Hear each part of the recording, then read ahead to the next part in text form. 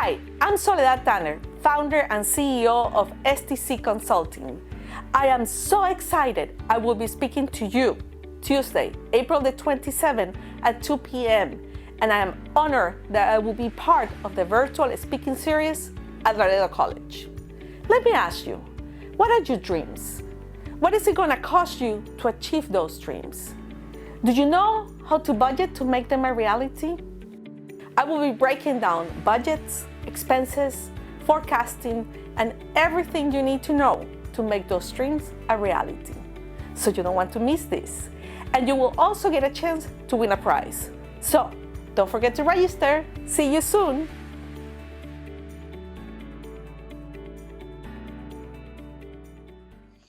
Hello and good afternoon, Laredo College. My name is Alan Cantu, and I am the president of the Trio SSS Club, which you should totally join. And I will be your MC for today. I would also like to take a few moments to welcome Dr. Ricardo Solis, Laredo College president, Board of Trustees, administrators, students, faculty and staff, and community members to our virtual speaker series, Growing Your Dreams Budget Workshop. But before we go any further, I'd like to make a special announcement. Today, one lucky Laredo College student has the opportunity to win a 1-hour complimentary consultation from our keynote speaker. No, student must sign in and remain present until the end of the presentation in order to claim their prize. We encourage everyone to participate throughout the presentation to have the opportunity to win a prize. Don't forget to sign in, and the link can be found in the chat box. I would also like to encourage you to turn on your cameras and turn off your mics, for this will make the presentation feel more engaging. Our keynote speaker for today is Soledad Tanner. To begin with, Ms. Tanner is an outstanding international consultant, award winner, and global financial business consultant with more than 30 years of experience. She is also the founder and CEO of STC Consulting, a firm that helps improve the profit and productivity of business. In addition, Ms. Tanner has also received a bachelor's in business administration with an emphasis in management and a master's in international business at UST. Aside from being accomplished, she also has received several awards, such as the Trailblazer Award in 2020 and the Emergent Entrepreneur Award in 2019, just to name a couple. Lastly, she has also been an English and Spanish financial speaker at several events. With that said, I like to direct your full attention to Soledad Tanner. Let's give her a warm Palomino welcome. Thank you so much. Can you hear me well? Is that good? Perfect. So thank you so much for having me. Can you see the screen now? Yeah, good, perfect.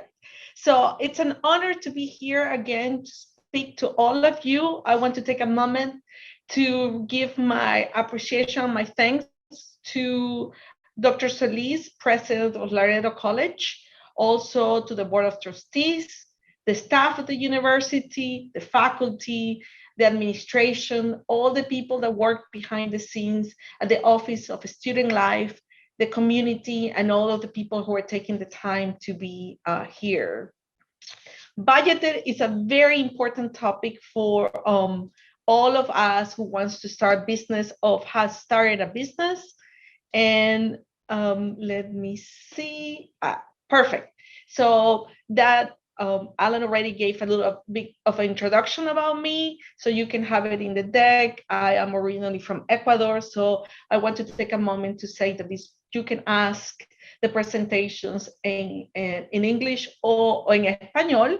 Español es mi primer idioma. Obviously, you can tell that I have an accent. So at any time that as I'm going to the presentation, and if you have a questions, you can save it, write it, let us know, and at the end we can go in both languages. Okay, whatever it works for you.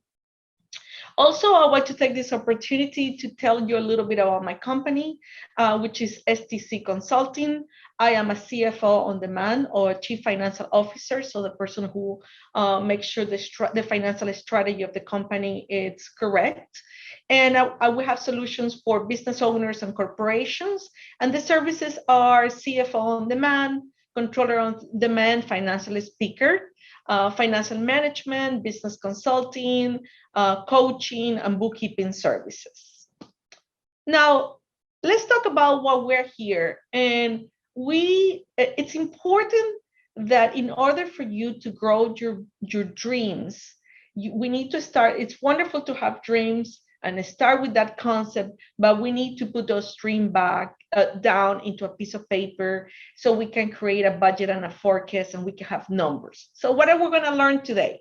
You're going to learn to get the tools on the basics of budget, how you can put together a budget so you can maximize your profit and productivity. You're going to learn how to start doing it. I know some people, it's not that fancy, but it's critical to the success of your project or your business. We're going to talk about how to calculate the expenses in an accurate way. We're going to forecast how much is going to be needed for you to start earning money. And at one point, you hit the break-even point and you start earning money.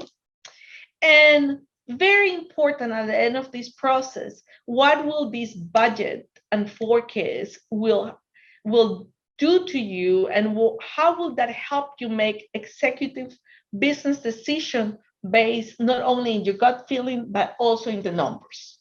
So let's start doing it. Let's start working.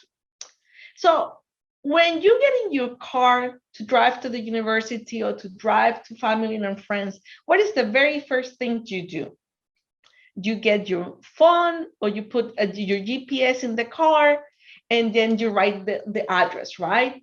So think about the budget as the GPS of your business and the address of your university, of your work, as the one who's going to take you directly into the destination. Is going to avoid all of this traffic. So sometimes you know exactly how to get to your destination, but there may be traffic, construction, accidents. So the budget, think of the budget as your GPS. That's the best way to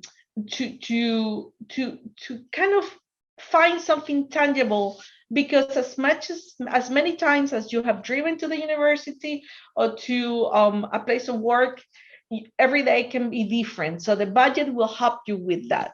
So let's start with the reality. We all want to start a business, right? But what is the reality numbers wise? This is the part that, what are the statistics? So 30% of, let me move this out of the way, 30% of the business fail between year 2 and year 5. This is not Soledad saying, these are statistics from the SBA. 50% of the business don't get to year number 5. That's pretty significant. 66% of the businesses are out of business in the first 10 years. And only 25% of the businesses last longer than 15 years. Let those numbers sink for a moment. Do you want to start a business so you're in business after 15 years and beyond, and whatever you create can be there for you and your family to enjoy? Of course you want. So after looking at these numbers, I always think also, why is that? Why my idea and my business is going to be different than the ones who create these statistics? So these are the whys. The first time I saw this chart, I was like, wow, this is pretty incredible. 82% of small businesses fail due to cash flow problems.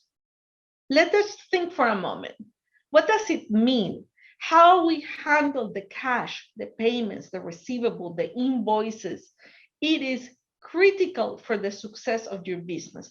Obviously, in addition of having a good idea, providing value, providing a good service, but handling the money, it's the number one reason. 82, it's very, very high. The second reason It's only a 42 if you look at the chart on the left. There's no market need for your products and services. So you have a difference of 40% between handling your company correctly and creating a product or service that the market doesn't need. So that tells me that it's critical to learn how to handle the cash, and the budget will help you with that. So I'm introducing your budget and profit. Knowing your numbers will lead your business to profit and success. And that's exactly what you want. What you are in the dreaming mode when you're thinking, I would like to have a business. I would like to be successful. This is the product that I'm going to get. So I'm going to give you 10 key points. And what I would love you to do is to write down some of them. You may have already done it. Some of them you may already know it. So if there's anything new here that adds to your potential success, please write it down. I would love for you to leave this meeting with at least 3 points, 3 things that you learn out of this presentation, okay? So let's go. Why to do budgets? Not only because Soledad says so, but because they are tools that help you lead your business. Like you are the driver, you're driving the car in the streets that you want, you're taking the freeways that you want, and the budget will help you with that. It will help you manage and control. Once you are in the business, the budget will tell you how much money can I spend this month, how much sales I had that last month. So it will give you the business intelligence that you need to start and continue making decisions. Number 2, helps you determine how much revenue you need to cover the cost and make profit. I know this sounds kind of obvious, but if your expenses, let's just say a small company, your expenses are $1,000 a month between rent, electricity, etc. You know that at least, if you have the number clear in your head, you know that at least you need to sell $1,000 to break even. If your expenses are $1,000 and you sell products for $1,000, how much money do you have at the end of the month? 0. But at least you covered your expenses. So it helps you determine what is the very minimum revenue or sales that you need to have in order to at least cover those. This is very important. It helps you avoid the risk of spending money that you do not have, not spending enough to compete, or failing to build a solid emergency fund. So let's break this down in 3 parts, because these are 3 very solid statements. First of all, our desires and needs are infinite. We can, need the most advanced Samsung or iPhone phone, and then they're $1,000, and then I need 3 computers, 5 monitors, and 2 desks. But do I have the money? So first of all, having a budget allows you to see how much you can count on today. Maybe you don't need to buy those monitors this month. Maybe you buy it next month, and allows you to make that business decision. You also need to make sure that any company, any product or service that you offer, you are going to have competition. You're going to have competitors. So you need to have certain things that at least put you in a competing, in a fair competing place. So if at least you have a website, at least you have your brochure, your business cards, your computers, your servers. So you need to know what is that you need to succeed in your business idea. So the budget will tell you, this is how much money you can count and when you can have that money. And also the budget will help you know, as you're making profit, you can build a solid emergency fund. An emergency fund for a business is enough working capital or enough cash in the bank or enough money that if tomorrow I don't sell as much as I did last month, I have a cushion, Remember when we had the pandemic, when we started in March last year, very few people, the sales for March were lower, and April was even lower than March. So companies that did not have a working capital or a savings account or an emergency fund were out of cash. So it's important that as you think of your business, think since the very beginning how to build an emergency fund. It helps you determine if you have enough capital to fund operations, expand your business, and or generate income. Let's talk about this for a moment. So let's say you have a bakery. Let's just for a moment, you sell bread. And in order for you to keep your operation going, you need to have your warehouse. You need to have your front store. You need to have your machines. You need to have your ovens, the people, the flour, all the inventory. All of that takes money. It takes money to pay the electricity, the AC, the permits. All of that it takes money to run that operation. So the budget will help you make sure that you have enough working capital to make to have the operation running. Let's say in the same example of the bakery that you're doing great. You have your bakery now in Laredo and you want to expand in the other side of town and you want to have another bakery just for convenience. So do you have enough money to grow? You already know that it takes, let's say, $10,000 a month to run bakery number one. Do you think it will take you $10,000 more to run bakery number two? So if you want to expand your business, you have enough cushion there to support the second one, or the second one is going to eat all the profit from the first one. So that's why it's very important here. And obviously, you need to sell and have more income than expenses, so you have income at the end, right? So if your expenses are 1,000 and you sell 1,000, at the end of the month you have zero. But if you expenses are 1,000 and you sell 3,000, then you're left with 2,000 as income for you. And budgets are critical when you open your business or you're expanding. You're going to have a bank, and you're going to have a banker. And eventually, sooner or later, you're going to have to walk over there and ask them to help you with a loan or a line of credit. So imagine that you sit at a bank and all day long you talk to clients who tells you that they need money. That's their job, right?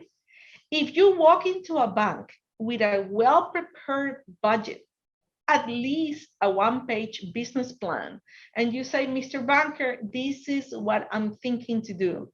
This is my projection of revenue. This is my expenses. I think I'm gonna make this, and I need you to I need to borrow X amount of money or give me a line of credit. If you walk into that place with knowledge and a well-organized budget, let me tell you, your odds of getting a loan or a line of credit are much higher than the person that just walk over there saying, I need money because I have a business and I need money and I don't know much about it, right?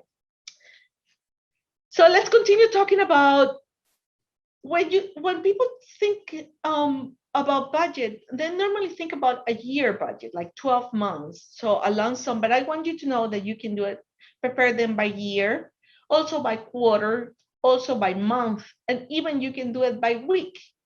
So let's say, remember, there are businesses that are like slow 1 quarter or 2 quarters that may be very high during the summer season. And let's say an ice cream place, right? The summer season, the kids are out of school, we are all on vacation. So there are quarters that are higher. And if you are a toy store, your last quarter of the year is really high. So it's worth it. It's important when you have cyclical businesses that you run your budgets by quarter, so you can see quarter by quarter how you're doing. Also, keep in mind that if you have a business, your budget doesn't have to be one for just one. You can break it down in smaller parts. It can be by department. So for example, if you own a transportation company and you can have an international transportation company and a domestic transportation company. You can have two different budgets, one by one department and the other one by the other department. Or let's say you own a logistic firm and you can run it by product. So like, let's say air freight or ocean freight or train or domestic. So you can do one budget, but each one of those categories. Or you can have a special project.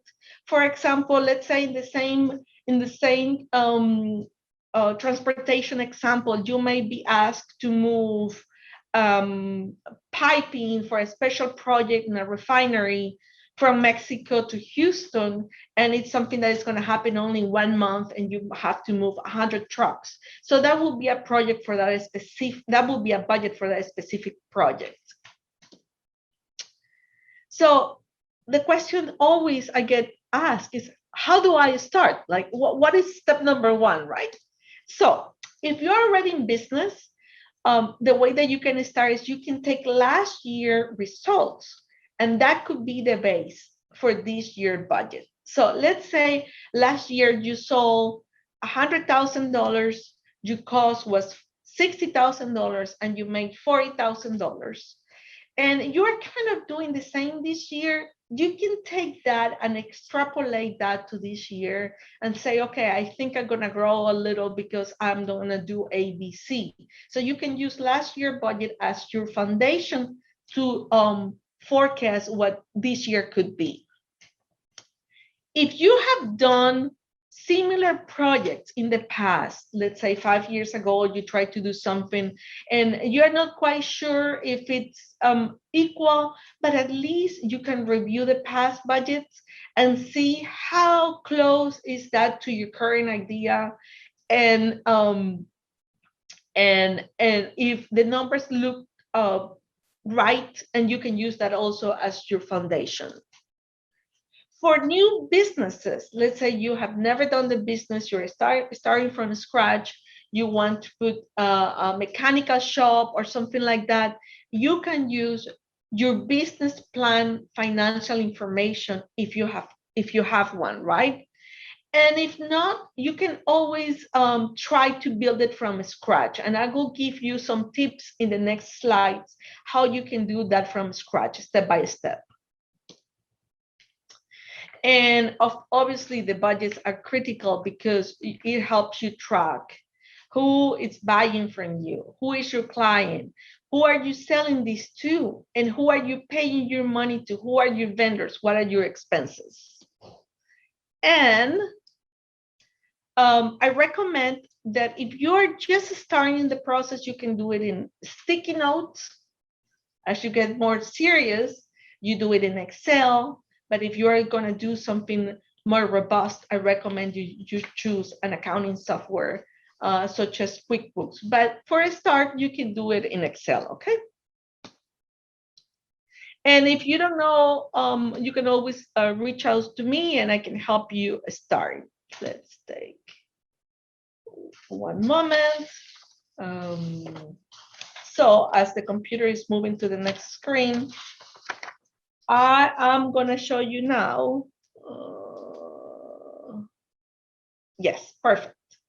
So let's talk about budgets. The parts, I'm going to take a profit and loss, which is a financial statement. I'm going to break it out in parts. So here you can write your notes. These are just the very basics of a financial statement. So what is important? Sales, how much you are selling to your clients, that will go into the revenue. These are the 5 accounts or elements that I want you to remember. Number 2 is direct operating expenses. So let's take a moment to think that you're selling a cup of coffee. We all drink coffee, right?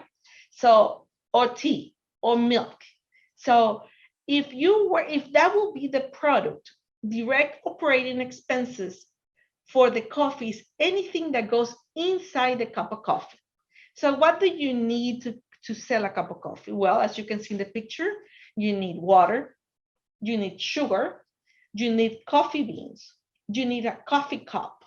All of that in order for you to provide create and provide the product all of those expenses will be considered direct operating expenses because are directly related to the product or service that you are selling. So what you sell, let's say a cup of coffee is, I don't know, $3. Direct operating expenses, let's say, is $2. So you are left with $1. Let's just say that is called gross profit, or the profit of what is left after you buy the elements that go inside your product. But after that, you have indirect expenses. So expenses related to your business that are not inside the water, the sugar, the coffee, the cream, such as the people, the employees who help run your coffee shop, the rent of your coffee shop, the insurance, the paper, the printers, the ink, all of those additional expenses that are not inside the product. Those are called indirect expenses. So when you subtract those, you are left with net income. That is the core, write it down. That is the smallest expression of a financial statement. And we would use the same logic as we build a budget, okay? Stay with me here. I'm gonna try to make it fun here. So here, let's just say that you want to start a documentary filming business.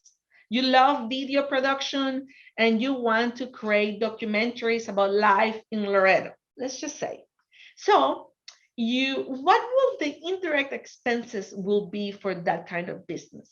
So let's say you hire me, so you want me to go to Laredo. So you will have to pay for airline tickets. So that will be indirect because they will not be part of the documentary. They will be expenses to get the people to your location. You have to hire a location. Where are you going to film the documentary? So this obviously is an example. So we have to pay for the location that has the proper lighting. And then you have all these talented people. You need the director. So like on Sunday, we already had the Oscars, right? So you need directors, you need art directors, you need the camera guy or girl, you need the makeup, you need talent people, you need a bunch of people that are behind the scenes.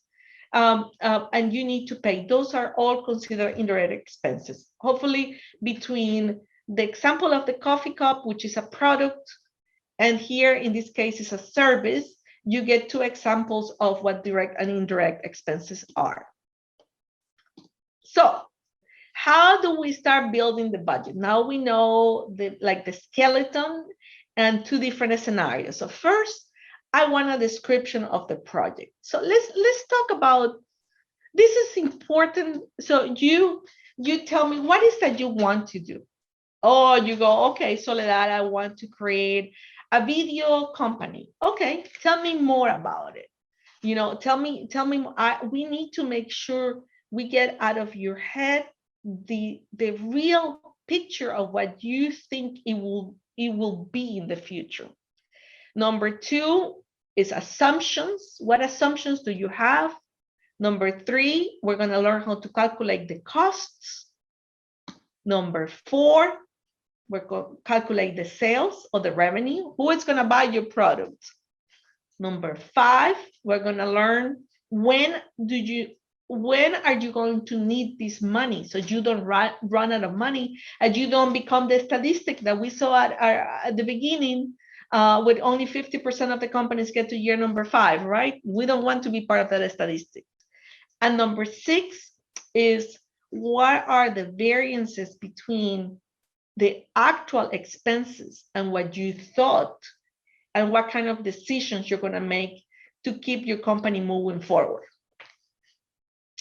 As I'm talking, if you have questions, please write it down, because as I'm talking, I can imagine things are going to your head. So if you have ideas of businesses and you want a specific question, please write it down. I will answer all your questions in English or in Spanish at the end, okay? So let's talk about project description. That's very simple. What is that you want to achieve? What are you doing? Number 1, what is the product or service that you're planning to sell? Telling me that you want to have a video company, it's a very general statement. I may not know much about videos, but then you can tell me, you know what, Soledad, I'm gonna put a videographer. I'm gonna give class. I'm gonna teach classes how to film correctly. I want to offer the service to a small business owner so they can have videos, 1-minute videos for their social media. So now I'm getting an idea. Now I'm getting the juice out of you. How much do you think you can sell it for?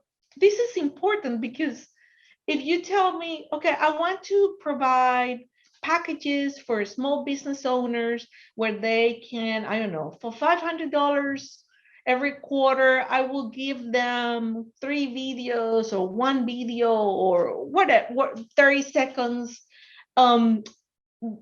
Then I get a better feeling that you know your product, you know the competition, you know the market, and you're already giving me numbers that I can insert, right? I will ask you, how many clients do you think you can sell this to? Oh, at least 10. Okay, 10 times 500, I have something, right? How much is the cost? If you tell me that you don't have a video camera and you're gonna go and buy a $10,000 camera and you're gonna need $100,000 for lighting and you want to buy a new property, and then I need to write those down because now we're talking like how we're gonna pay this big investment. So start thinking about what are the elements that will allow you to start your business. Keep in mind that many businesses have started in a university or out of the dining room table, and you didn't need much. So sometimes the first year is done from the house, and then as you produce more money, then you go out, right? And very important, how much profit do you think you can make in this? So let's take these are part of the assumptions, right? Let's think about this videographer. If you're telling me that you think you're gonna sell 10 videos for $300, and I'm gonna say, well, that by there you're not gonna make any money because you're gonna have to travel to Houston to film me, and how are you gonna cover? So the assumptions, the financial assumptions, are critical to starting the project process. Step number 2, assumptions and numbers. It's great to have an idea in your head, but even if you do it with Post-it notes as you're thinking, I want to create this business, I want to start a logistic firm, I want to start a restaurant, I want to start whatever, an engineering company, I want to build a hospital for my neighborhood, whatever that is, you're gonna have to make assumptions of the cost. And then what would you think will be your top expenses? Oh, it would be people, it will be equipment, it will be what kind of equipment? So in the case that you're doing the documentary, so how many days are you gonna need the makeup artist, the director, the camera guys? They are paid by day. Is it a documentary you're gonna do in 3 days, or you're gonna do it in 30 days? So then you get the daily rate and multiply it by the number of days, no? And what are the main costs per category per day? So do you need to rent a location? Let's say you want to film a series in a hospital and you are renting the hospital. How many days are you gonna need them to rent it, and how much money you're gonna have to pay for that? Number 3, here's when we start kind of the numbers. So let's say start with the calculation of the expenses. So let's say in this example, you need 1 director, you need producers, you need videographers, you need the sound assistant, you need the hair and makeup, you need a lawyer. So make a list. As you're making the list, you're thinking, you know what? I also need security guy, I need trucks, start making the list, even if you don't know the numbers, even if you don't know what you think you're going to need. And then you can go in Google and start researching, what is the average cost of a hotel? What is the average per day? What is the average cost of renting a car, etc.? And you start building your assumptions. And then there are things that are only like a one time that are not multiplied. For example, if you want me to go to Laredo, we're going to have to buy airline tickets only once because it's one trip, right? If you need a CPA to fill out your taxes, it's probably once a year for that project. If you need a lawyer so they help you with the contract, it will be probably one-time fee for preparation of the contract. So think not only of the repetitive expenses, but the one-time expenses too. So far we know the expenses, but now we have to sell it. That's what we're here for. We're selling our product, we're selling our services. So how many units do you think of your product? Here we go in the bakery, like how many, or the documentary, how many documentaries do you think you're going to be selling per month, per quarter, per year? And what is the price? Well, if you tell me, well, I don't know. Well, go in the market and see what other people are selling the product for. Maybe you have one that is selling it for 10, other for 5. Maybe you stay in the middle, so you have to do your analysis of what is the right price for you. That will depend on the value added. What are you offering that is different from the competition? Then it's important for you to know, how are you selling your products? Are you going to rent a store? Are you gonna go put in the town market? Are you gonna do it via internet? Are you gonna put it through your website? How are you gonna do a grand opening of your business, and then you're gonna offer the product? Are you gonna do mail-ins and send everybody text messages and mails? You need to think about what is the best way to sell your product and that the community knows about you. And very important, who is buying your product? Who is your client? Who will be interested in the documentary? Who will be interested in your cakes? Who will be interested in being your patient in the hospital? Who is gonna come and buy the products? Not everyone, your product is not for every single person. It could be for women, it could be for men, it could be for kids, it could be for people in sports, it could be for intellectuals, it could be for painters. So define your product correctly so you have a good idea who is that person that will be buying. And step number 5, when are you getting paid? Critical. Don't forget, when are you getting paid from your client, and when are you gonna pay your vendors? So let's go back to the example of the bakery, of a restaurant. Let's say you want to start a restaurant. You're gonna have to rent the space, remodel the space, buy chairs, buy all the equipment in the kitchen, get the permits, and maybe 3 months later or 2 months later is when you start getting clients. So, and at the beginning, it's all gonna go to pay, all the investments. So in the case of a restaurant, you get paid when the people come and eat. But you have already purchased the kitchen, the stove, the refrigerator. In the case of a documentary, when you have, let's say, a director or the light guy or the videographer, you have to pay them the day that they work, maybe on Friday. But when are you going to sell the documentary? When are you going to sell the video? And not only when are you going to find the customer, when you're going to sell it, and when you get paid are 3 completely different dates. Okay, so think about that, because it can be 45, 50 days, 60 days until you see money. And very important, how are you funding this? How are you funding this project? Are you doing it with your savings account? Are we charging to your credit card? Are you asking for a loan to the bank? Are you going to have investors? How? You need to think, okay, first, in order to ask for money, you need to know how much you're going to need and who potentially can support your idea of your business. So keep in mind, if you get this formula forever in your, and you remember, money in is accounts receivable, means when you get paid. When you get paid, money goes into the bank.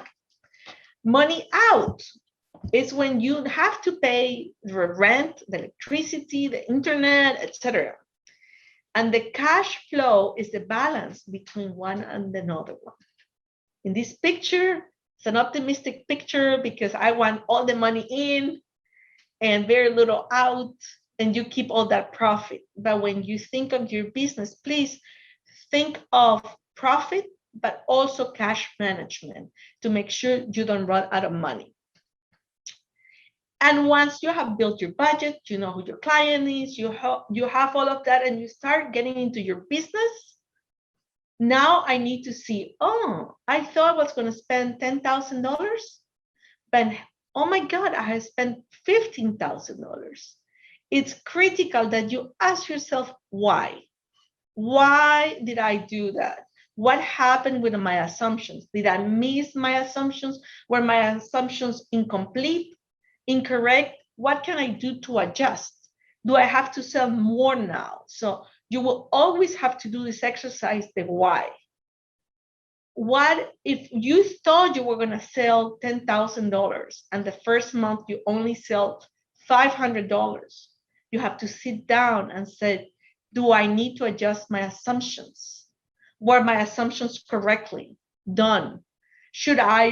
Maybe I was too optimistic. Should I adjust? That take us to step 2. What steps are you taking to adjust? Meaning, maybe I'm going to sell 500 the first month, 700 the second month, 1,000 the third month. So maybe I don't need to spend so much money at the front. I need to slow down in my expenses. So as my income starts coming, then I can spend more money. This is the art of handling it. You have to review it every month, so every week, to make sure you're making the right decisions.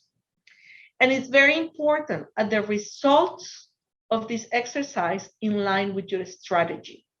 Where do you see yourself in 1 year, in 2 years, in 3 years? Is that where you want your company to go? Always, you have to stop, review, analyze, reconsider, move on. And the next month, you do the same. And the next month, you do the same. And you do the same, and you do the same, until one day you wake up and things are not magically good. It's that you have been checking and adjusting and checking and adjusting until you get it right. So the goal is to have a successful and healthy business, and make sure you have enough money to keep your business up and running, to grow your business, to compete with your competitors, and to ensure you have a solid working capital and emergency fund. So I ask you to please start loving the budgets. They will become your best friends. They will give you the tools for you to succeed. And we want you to succeed when you do this. And keep in mind that financial knowledge gives you freedom. So please know your numbers. And if you have any questions, you can call me. And you can also, I will appreciate if you follow me in social media. Those are my information. And here you can also find my phone number. And I appreciate you for being here and listening to me. And I hope this presentation was useful for you. That I hope you wrote down at least 3 things that you learned from me today. And I'm going to open the floor now to all of you to and see if there's any questions that I can help you with. Thank you so much. Thank you, Ms. Tanner. Well, I'll start with the question. How can we start an emergency fund? Or what would be the best step to starting an emergency fund? Is there a certain percentage, or? The term, after you cover the minimum expenses, I recommend you start with a percentage. So if you think, if your business is still small and you said, I'm going to start with 1% of what I make this month, and you put it aside, and then you see, you know what, it's good. Let's put 3% and then 5%. And as you get a great sale, and when you get a great contract or a good month, put a little more into the emergency funds. I recommend at least the very minimum, you don't stop until you at least get 3 months of your covering of the amount that will cover your expenses. 6 months ideal, but your first goal will be 3 months. Thank you. Another question would be, but we budget every time we get paid, right? You budget, if you are, okay, if you are, is that for a person who has a business or a salary? Or we assume that it's a business? What a salary, if it was per salary. Mhm. So if you're an employee and you, or a contractor, a 1099 or a W-2, and you are trying to do a budget for you, which I highly recommend. So you said, okay, last year, let's just say that I needed $30,000 for the whole year, or $50,000 I made last year, and I take that and divide it by 12 months, and that's how much, you know, I should make every month. And now in 2021, I think I need to make, let's just say $5,000 a month. Let's just put a number, just easy. So I'm gonna budget for 2021, and I'm gonna split it by month. And every month, I'm gonna compare my actual income versus my budget. So let's say in January, I earned $6,000. My budget was $5,000. I'm good. I made it to budget. And then you need to ask yourself why. What did you do in January that allowed you to be ahead of budget? Oh, in January, I sold 2 documentaries to the university. Great. So can you repeat that in February? Can you repeat the actions that are allowing you to exceed your budget? And the same is the negative result. If your budget was 5 and you only were able to succeed to sell 3,000, you need to compare and say, why did I ended up almost half of what I thought? Who didn't buy from me? Who is the customer that is not showing up? I need to call them. And so that's when you take an action for that. Thank you, Ms. Tanner. I have a question. Mm-hmm. So I know when you make a budgeting plan, lots of people get comfortable with their plan. So do you think, how often should someone update their budgeting plan, and when is the appropriate time to do so? Super, excellent. So first I start with remember one of the point was the assumptions. So I assume, so let's go back again to last year for simplicity on the example. Let's say I sold $50,000, right? And I said, well, I don't know what 2021 is going to look like, right? It's COVID, people are vaccinated, maybe I sell the same, maybe I don't. So this year is kind of a unique year because we hope that the second part of the year is going to be very active. You know, we don't even know when the schools are going to go back. Some schools are going back. So anyway, so you can say, okay, I'm going to stay at this point, and I'm going to assume I'm going to close to 5 more clients.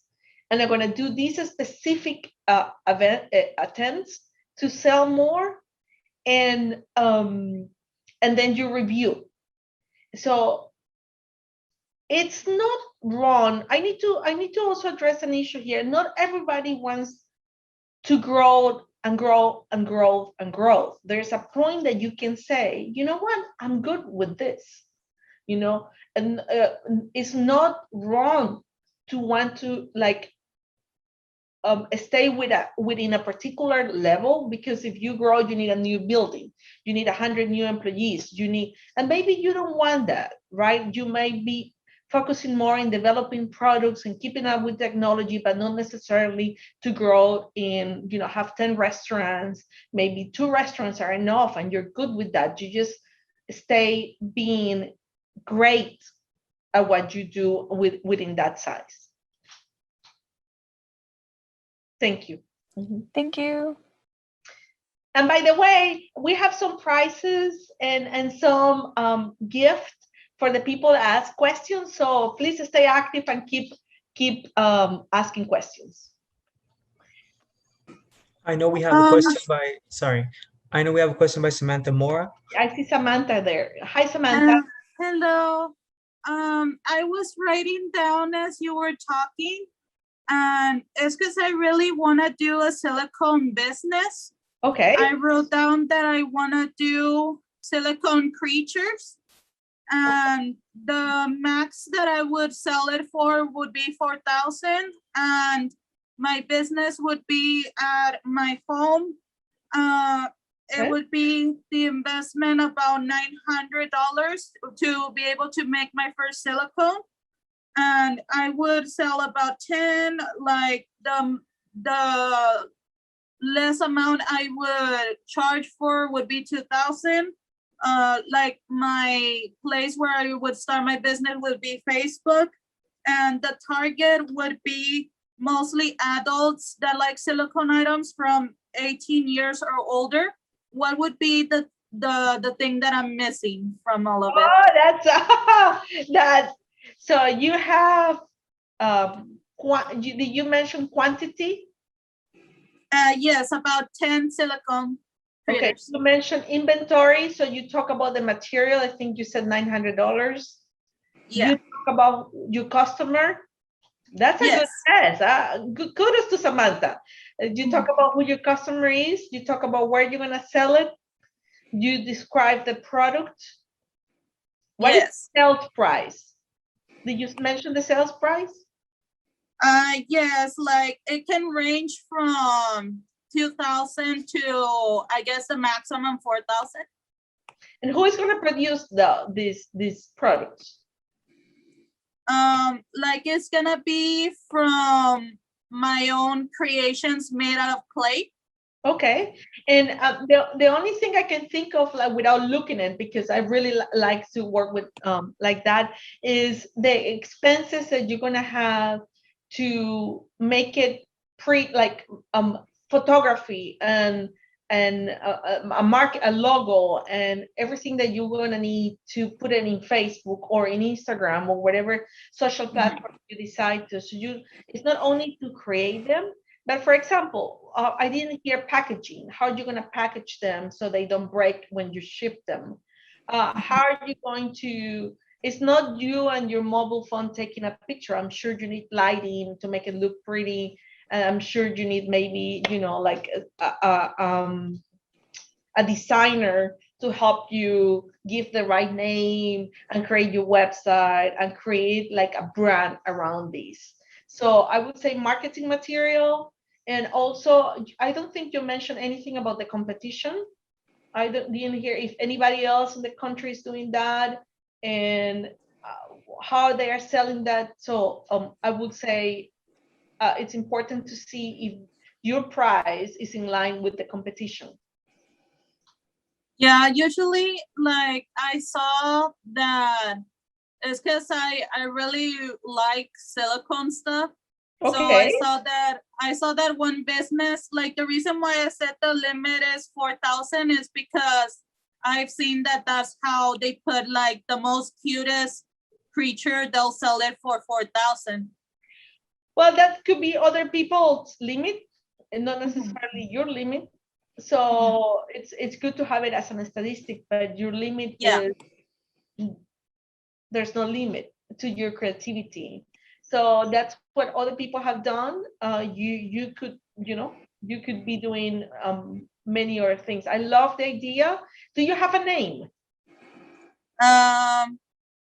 Well, many people have created their names, but there's like a design that I made, a drawing, and I was just thinking like Pokey the Lizard, like for it to be that name. It's kind of like cute in a sense. Okay, I think you have, see, I like that you went through the list, and this is the benefit as you went through the list that helps you, that you gave me an image. You gave me you painted a picture. I can see you doing it.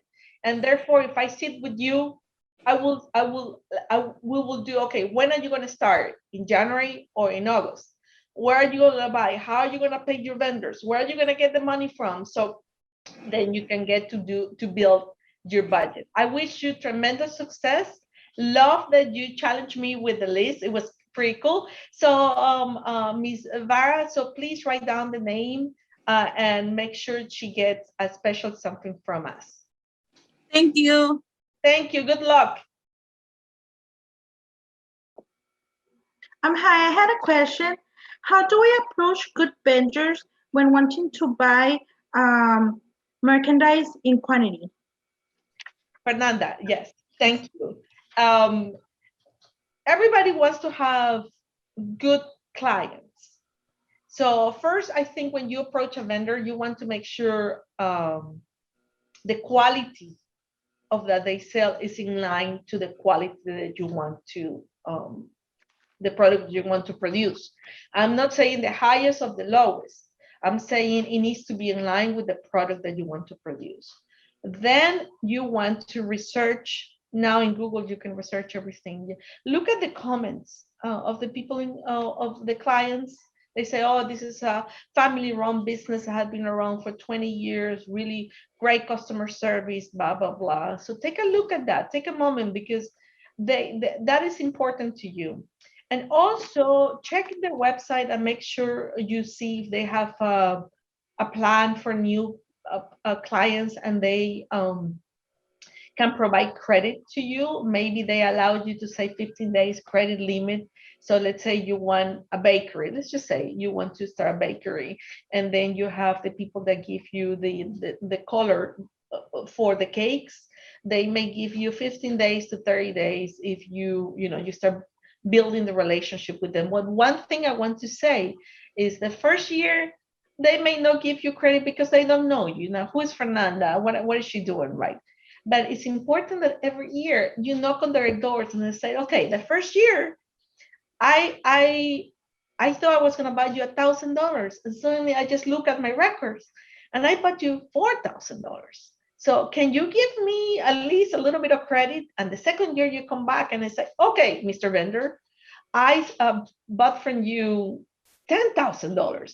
So give me more credit, or give me more time, or give me a discount, or give me something. So it's important for you to track the activity that you're doing with the vendor. Thank you. Thank you. And what your name again? Sorry, what was your name? Fernanda. Ma'am, do you consult? Do you charge for consultations later on, or is there like? But you can call me. We can do a 15 minutes complimentary. But yes, that my business is to give consulting advice for businesses. Yes, that's my business. Thank you. Muchas gracias. De nada, encantada. Ay, no se olviden que pueden preguntar en español, ¿eh? Para que no se me gaste mi inglés. América creo que está ahí. Veo a América con la manito. Estás en mute, América. Oh, hi. I'm sorry. There was just this question in the chat. Okay. How can we figure out, from Espinosa, how can we figure out what a realistic goal should be when it comes to reaching a sales goal? Or do we just set a goal? Well, what do you want? So it's very important. What do you want? So do you want, are you going to start with a hobby? Are you going to start with a business? If it's a hobby, are you happy if you're going to produce 2 or 3, let's say, documentaries? Or if you have a coffee shop, if you just have 4 tables, are you happy with that? Are you comfortable with that? It's something that you can do with your style of living. Maybe you're doing it in addition to your job. Maybe the first year you have your job in your company and you're doing this work during the weekend. So there is no right or wrong. Each one of us determine what is right for us, right? Maybe then you said, well, maybe I need to produce $50,000 the first year because ABC reason, right? So there is no right or wrong. It's what you want and why you want that. It's important, more than for me telling you a number or a percentage of growth. Okay, thank you. Hopefully Thank you. Hi. Hopefully Hi, ma'am. I have a question. Yes, America. How can we decide or come up with the price of the product? For example, if it's like a small business, like cakes, selling cakes, or something about food, how do you decide what's the amount or the price you're gonna be charging for the product? So if you love the question, this is America Gonzalez. Yes. If you were not producing the cakes and it's your mom's birthday, you will go and buy a cake for her, right? Uh-huh. Well, you will go somewhere. You will go to, you know, a bakery in the corner. You will go to Walmart. You will go to, I don't know, Kroger. You will go to somewhere, and they will sell you a cake. So step number one, go and see the competition. What are they charging? So if I go and I said I want a cake for 20 people, I haven't bought a cake in a long time, but let's say, how much will that be? Maybe $30, maybe $15, Yeah. maybe 30. So let's say it's 30 for right now. But then you said, you know what? No, that's too simple. I want one with decoration on the top, and I want one that has a little, I don't know, a butterfly, and I want, well, that will be $15 more for the decoration. And you know what? My mom loves shoes, so I want you to build some shoes and purses in here. That will be $50. So I would recommend you go to 3 different competitors to see what they are charging. So if you may want to go to, let's say, Sam's Clubs, and they charge 30. Then you may want to go to, I don't know, to a higher end, and then you know that the same cake for 20 people now is 40. And then you may go to Cupcakes and Companies, and there is 50. So now you have a range. And then you also need to evaluate your offering. What is unique about? Maybe it's your grandmother's recipe. Maybe everything is handmade, since you do, instead of doing it by, you do it by hand, right? Maybe it's done with the fruit from, your farm, and it's all fresh. So you need to evaluate competition. You need to evaluate your offering, and you need to evaluate your value. Maybe you ship it, and instead of me having to go to your house to pick it up, you bring it to me, and you put it in my table. I would pay for that because I'm busy giving the chat here. And today is, my brother's birthday. So I don't have time to pick it up. It will be such great value, and I will pay an extra for that. So that's how you start. Competition, value added, and services. I'm hungry now. I want the cake now. Thank you, America. I have a question from the chat from Anna Lar. She says, do you suggest having multiple merchant methods for our consumers, or stick with one in order for the clientele to reform? In order to the clientele to what? Ask me a question. To reform for the clientele. Okay, so remember that people have a Square, they have different POS systems. So I would say if you have too many, it's confusing, and you're going to have to do reconciliations with your QuickBooks or your accounting for each one of them. I would say you at least have two, the most common, so PayPal, and maybe people pay you through Zelle, or maybe you email the invoice and they pay you through the QuickBooks. Just keep in mind to review the fees structure, right? Each one of those vendors charge you. Sometimes they charge you 2.5%, 2.7%, 3%, 3.5%. Maybe you can give a discount for cash payment. So it's important for you to review the structure. And don't have so many, it's confusing then for you.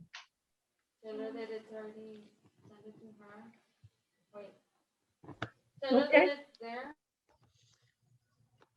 Thank you, Ms. Tanner. Thank you, Alan. I cannot read the chat. I think, let me see. Do you have any?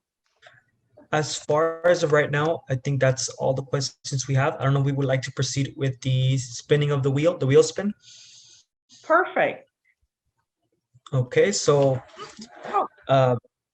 before we begin the spinning of the wheel, remember the winner has to be present. So turn on your camera, guys. Ms. Vara, if you can get that wheel ready. And let's see if our president is present. Let me check. Any question while we do that, just take advantage. This is complimentary. Go ahead. Any questions? Okay. Okay, Ms. Vara, take it away. Woo. Oh, And the winner is Samantha Mora. Woo! yay! So, Super. Samantha Mora, let us know you're here. Okay. Is Samantha Ms. Nora will contact you. Sorry. Oh, yes. Yes, you're there. Perfect. Super. See, that's destiny. And I saw two questions popping in the chat. Well, if you want, we can still answer those. One is really good. ¿Cómo podemos prevenir el fraude? How we can prevent fraud? I want to answer that because that is very, very important. So you need to have controls. It's important to trust, but trust and verify, which means that when, for example, in companies, checks need to be signed by two people. So it can be you and it can be somebody else. Then that way you need to have securities in your bank account. You need to have invoices being done not manually without there's a sequence in the invoices, right? Even if you do it manually and in the old-fashioned piece of paper, the invoices had a sequence on the top. So it's important that you have sequence in your invoices. It's important that the receipts, all the expenses have receipts. It's important that you check your bank account, and it's important that you set up processes and rules for your credit cards. So if you have a big company, you have 10 people and you offer them corporate credit cards, so how they can spend their money. And it's not, they cannot just go and buy food for their families, right? It's business. So it's important to set up rules and controls. So there's always a check and balance, right? There's always two parts. And that's important because I have been part of I have discovered frauds in companies. I was an auditor many years ago, and it's just absolutely terrible. It's devastating inside. So in order to prevent that, strict controls where the money is, it's much better than having to discover a fraud, right?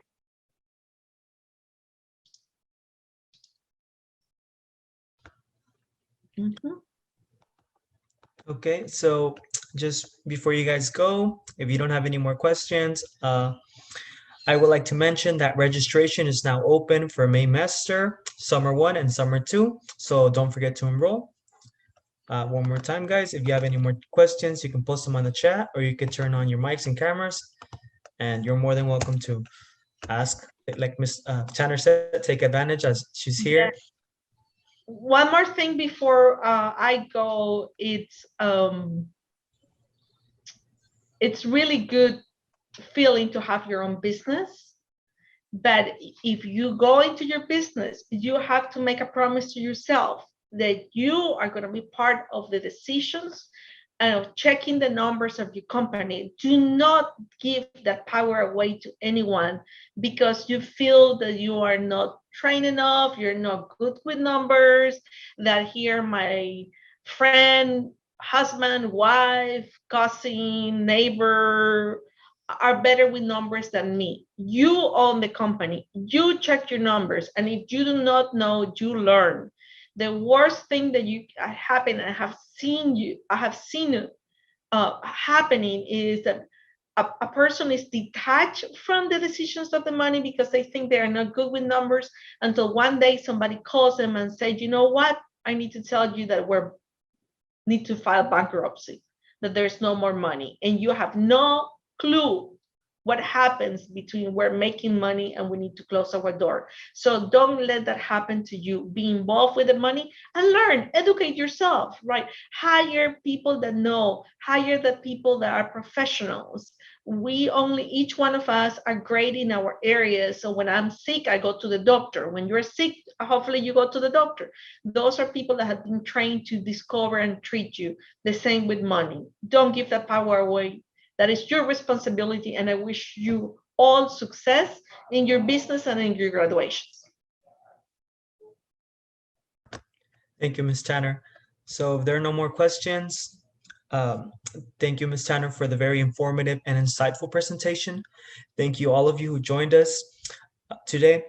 The success of this workshop is your active participation. And as Ms. Tanner said, knowing your numbers will lead your business to profit and success. This concludes our virtual speaker series budget workshop. Have a wonderful day.